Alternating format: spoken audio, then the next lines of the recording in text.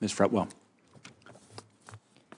Mr. Chairman and members of the subcommittee, thank you for the opportunity to provide testimony on the future of our national parks and solutions to the National Park Service's deferred maintenance backlog. My name is Holly Fretwell. I'm a research fellow and director of outreach at the Property and Environment Research Center, where I have studied public lands for more than 2 decades.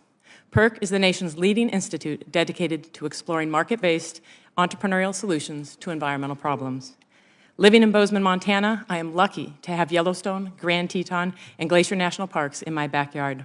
I'm an avid skier and hiker, as well as a frequent visitor to our parks and other public lands. I'm passionate about ensuring these treasured landscapes are around for my children and their children to enjoy. In my testimony today, I will offer support for the Restore Our Parks Act. Addressing the deferred maintenance problem must be a priority to ensure our parks are preserved and available for enjoyment today and in the future. I will also provide a few ideas to help the agency better address its maintenance and operational shortfalls. Conservation is ultimately about caring for and maintaining our lands and resources. Yet congressional annual appropriations for the National Park Service do not cover the cost to preserve the parks for present and future generations. Currently, as estimated at $11.6 billion, the agency's deferred maintenance backlog impairs the public enjoyment of America's parks. If conservation truly is about caring for what you own, the maintenance backlog is a reminder that we are not being good stewards of our public lands. At its core, addressing the maintenance issue is about ensuring families and visitors enjoy their experiences in our national parks. That is a fundamental principle of the Organic Act. In 1997, my colleague Don Leal and I researched the state of our national parks. We wrote, "Our national parks are in trouble. Their roads, historic buildings, visitor facilities, and water and sewer systems are falling apart." We estimated the maintenance backlog then to be about $5.3 billion. The problem persists. Now, more than 20 years later, the backlog has more than doubled.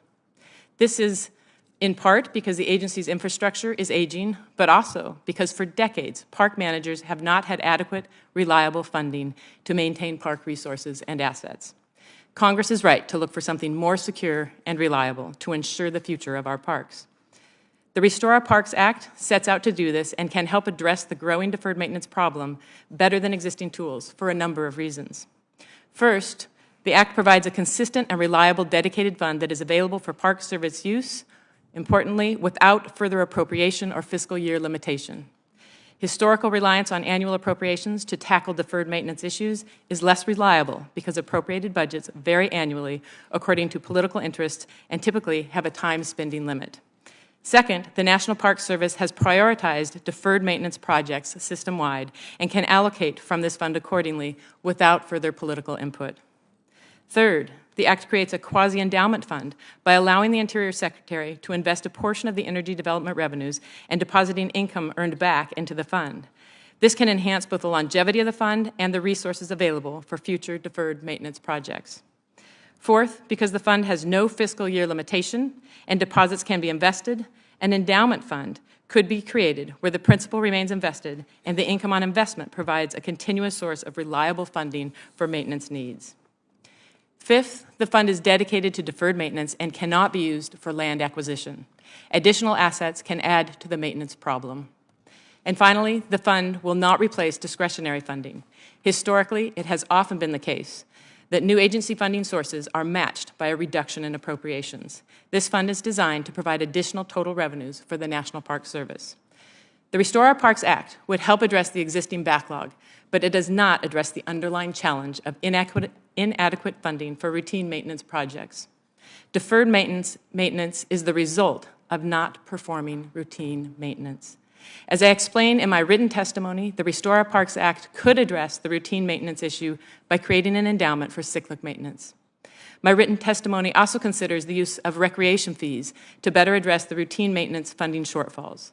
It is important to have more decision-making authority in the hands of local officials who better understand the needs on the ground. It will take multiple creative approaches to adequately conserve and maintain our national parks for future generations, but the Restore Our Parks Act is a step in the right direction to enhance park stewardship. I thank you for the opportunity to testify today. My interest in seeing long-term conservation of our public lands is unwavering. I'm happy to answer any questions. Thank you, Ms. Fretwell.